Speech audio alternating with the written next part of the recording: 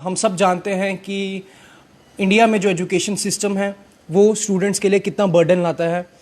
जो शिक्षा व्यवस्था है हमारे भारत में वो सिर्फ यही सिखाता है बच्चों को कि आप सिर्फ किताबें पढ़ें और इन्हीं किताबों पे जो आपको नॉलेज मिलेगी उसी नॉलेज से आप आगे बढ़ सकते हैं। उसी नॉलेज को आप सीख के समझ के अपने जीवन में आगे कुछ कर सकते हैं और अपने जीवन में आगे आपका जो लक्ष्य है आप उसी नॉलेज पे तय करेंगे। लेकिन अब ऐसा नहीं होगा। अब जो एजुकेशन सिस्टम है हमारे भारत में वो चेंज हो रहा है और ये कुछ ऐसे बड़े चेंजेस हैं जो हमने कभी सोचे भी नहीं थे कि इंडिया के एजुकेशन सिस्टम में आएंगे।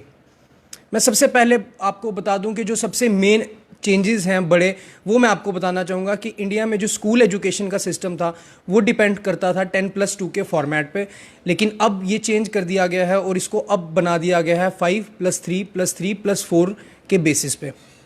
और एक और बड़ा चेंज जो स्कूल एजुकेशन में आएगा वो ये है कि पहले आपको 10th क्लास के बाद कंपल्शन दी जाती थी कि आप अपने सब्जेक्ट्स चूज़ करें और उन सब्जेक्ट्स पे आपको 3 स्ट्रीम्स दी जाती थी, साइंस, कॉमर्स एंड आर्ट्स। लेकिन अब भी ऐसा नहीं होगा। अब जो चेंजेस हो गए उनके मुताबिक एक स्टूडेंट अपनी चॉइस के सब्जेक्ट्स ले सकता है।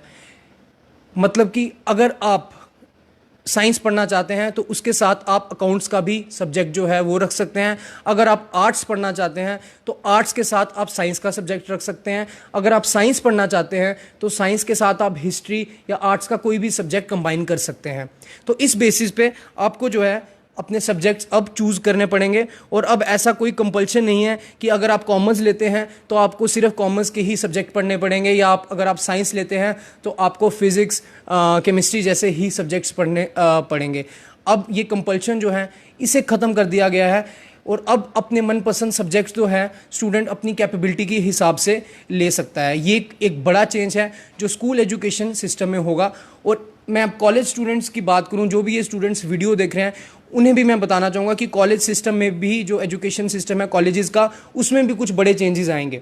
इन सब में से जो बड़ा चेंज ये आएगा कि पहले यही कहा जाता था कि अगर आप कॉलेज में पढ़ाई कंप्लीट करते हैं तभी आपको डिग्री दी जाएगी। अगर आप पहले, दूसरे या तीसरे साल कॉलेज छोड़ देते हैं तब आपकी डिग्री को रिकॉग्नाइज नहीं किया जाता। लेकिन अब ऐसा नहीं होगा।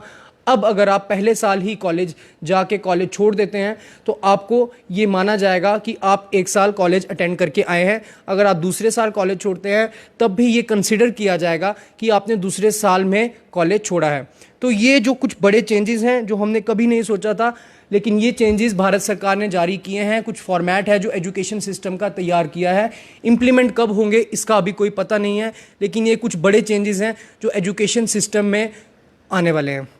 मैं आप सबको बता दूं कि जो स्कूल एजुकेशन सिस्टम है उसका फॉर्मेट कुछ इस तरह होगा। सबसे पहले तो फाउंडेशन स्टेज होगी, वो होगी 5 साल की। इस 5 साल में मैं बता दूं जैसे पहले होता था नर्सरी, LKG, UKG, अब ऐसा नहीं होगा। अब जो होगी पहले प्री प्राइमरी स्टेज होगी, पहले 3 साल, जिसमें एक स्टूडेंट को एक्स्ट्रा एक्टिविटीज़ जो होती हैं, म्यूज़िक, डांस, ऐसी एक्टिविटीज़ भी साथ साथ कराई जाएंगी और छोटे मोटे कुछ सब्जेक्ट्स भी पढ़ाए जाएंगे। उसके बाद प्री प्राइमरी जो स्टेज है, उसके बाद प्री प्राइमरी स्टेज में फर्स्ट और सेकंड क्लास को कवर किया जाएगा, जिसमें स्टूडेंट को अलग अलग सब्जेक्ट्स की नॉलेज भी दी जाएगी। और सबसे बड़े एक मेन चेंज होगा कि पहले स्कूल्स में सिर्फ हमें यही बताया जाता था कि आपको अगर टॉयलेट जाना है, आपको अगर बाहर जाना है तो आपको सिर्फ इंग्लिश में ही बात करनी है। लेकिन अब इंग्लिश की कंपल्शन जो होती है स्कूल्स में उसको भी हटा दिया गया है। अब आप अपनी भाषा में स्कूल में बात कर सकते हैं। अगर आप उर्दू में बात करना चाहते हैं, संस्कृत में बात करना चाहते हैं, मराठी में बात करना चाहते हैं तो आपको कोई रोक नहीं सकता। आप जो लैंग्वेज चाहते हैं आप उसी लैंग्वेज में बात कर सकते हैं। ये रहेगी आपकी इनिशियल स्टेज जो 5 साल को कवर करेगी। उसके बाद आपकी स्टेज होगी 3rd से लेकर 5th क्लास तक, जिसमें आपको सब्जेक्ट्स पढ़ाए जाएंगे जैसे मैथमेटिक्स, ह्यूमैनिटी और भी कई इंपॉर्टेंट जो एक्टिविटीज़ होंगी, चाहे हम स्पोर्ट्स की बात करें, म्यूज़िक की बात करें, डांस की बात करें। फिर उसके बाद आपकी नेक्स्ट स्टेज जो स्कूल एजुकेशन में होगी वो होगी 6th क्लास से लेकर 8th क्लास तक। और इसमें मैं एक मेजर चेंज मैं आपको बता दूं कि कंप्यूटर कोडिंग जैसे डिफ़िकल्ट सब्जेक्ट्स जो हम 12th में जाके पढ़ते थे उसकी भी ट्रेनिंग अब 6th क्लास से ही शुरू कर दी जाएगी। और साथ ही साथ एक और बड़ा चेंज ये होगा कि 6 to 8 क्लास की स्टडीज़ के बीच में अब जो स्टूडेंट होगा वो इंटर्नशिप भी कर देगा। यानी कि इंटर्नशिप जो सिर्फ स्टूडेंट कॉलेज जाके करता था, अब वो 6 to 8 क्लास के बीच में भी इंटर्नशिप कर सकता है। और ऐसी कोई कंपल्शन नहीं है कि आप इंटर्नशिप किसी पर्टिकुलर सब्जेक्ट में करें, आप इंटर्नशिप किसी में भी कर सकते हैं। आप अगर आप सिंगिंग में आगे जाना चाहते हैं तो आप किसी नॉन सिंगर के अंडर इंटर्नशिप कर सकते हैं। अगर आप पेंटिंग में आगे जाना चाहते हैं तो आप किसी नॉन पेंटर के अंडर भी इंटर्नशिप कर सकते हैं। तो ये 8th क्लास तक की बात रहेगी। और जो लास्ट पड़ाव होगा स्कूल का वो होगा 9th to 12th क्लास तक। मैं आपको बता दूं, पहले के सिस्टम में हमें 9 to 12th क्लास में क्या होता था, बोर्ड एग्जाम्स होते थे और उसके ही बेसिस पे हमारा रिजल्ट जो था वो कैलकुलेट किया जाता था, फाइनल एग्जाम्स जिसे हम कहते हैं। लेकिन अब ऐसा नहीं होगा। अब जो स्कूल 9 to 12th क्लास का जो सिस्टम होगा उसमें हम उसे सेमिस्टर एग्ज़ाम्स बोलेंगे। यानी कि 2 सेमिस्टर्स होंगे 6-6 महीने के, और इन्हीं 2 सेमिस्टर्स के एग्ज़ाम्स होंगे सिर्फ, और इन्हीं 2 सेमिस्टर के एग्ज़ाम्स पे आपकी फाइनल परसेंटेज जो होगी वो कैलकुलेट की जाएगी।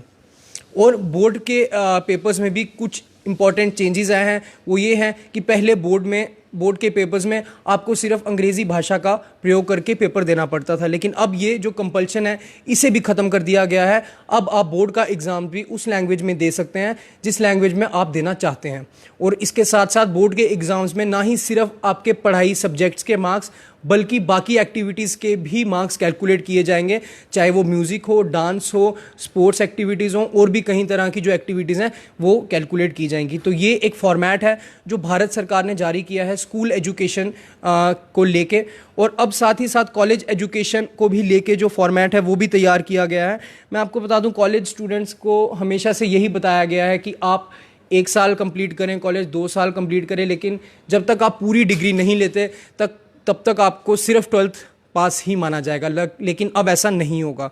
सबसे पहले तो हम सब जानते हैं कि काफ़ी स्टूडेंट्स हैं जो स्ट्रेस में चले जाते हैं, डिप्रेशन में चले जाते हैं, जिन्हें परसेंटेज के हिसाब से, कट ऑफ के हिसाब से कॉलेज नहीं मिलेगा। लेकिन अब ऐसा नहीं होगा।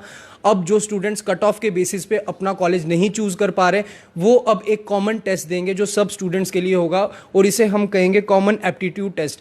इस टेस्ट के बेसिस पे और आपके 12th क्लास के मार्क्स के बेसिस पे आपको कॉलेज दिया जाएगा और आप कॉलेज जा सकते हैं। और कॉलेज के मैं बताना चाहूँगा, कॉलेज के फॉर्मेट में जो चेंजेस हैं वो ये हैं कि कॉलेज के पहले साल अगर आप कॉलेज पढ़ते हैं, उसके बाद आप कॉलेज छोड़ देते हैं, तब भी आपको सर्टिफिकेट दिया जाएगा और ये रिकॉग्नाइज़ किया जाएगा, ये कंसीडर किया जाएगा कि आपने कॉलेज की 1 साल की पढ़ाई कंप्लीट की है। अगर आप कॉलेज के 2 साल पूरे करते हैं और 2 साल बाद आप कॉलेज छोड़ते हैं, तब आपको डिप्लोमा दिया जाएगा। यानी कि अगर आप 2 साल बाद भी कॉलेज छोड़ते हैं तब भी आपको कंसीडर किया जाएगा, रिकॉग्नाइज किया जाएगा कि इस स्टूडेंट ने 2 साल कॉलेज कंप्लीट किया है, और आपको डिप्लोमा दिया जाएगा।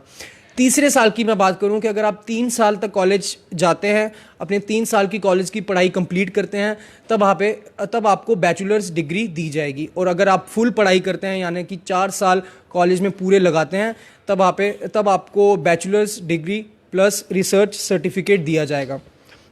इसे multi entry and multi exit का फॉर्मेट बताया जा रहा है कि जो बच्चे कॉलेज जाते हैं और जो कॉलेज छोड़ देते हैं, अब उन्हें भी रिकॉग्नाइज किया जाएगा।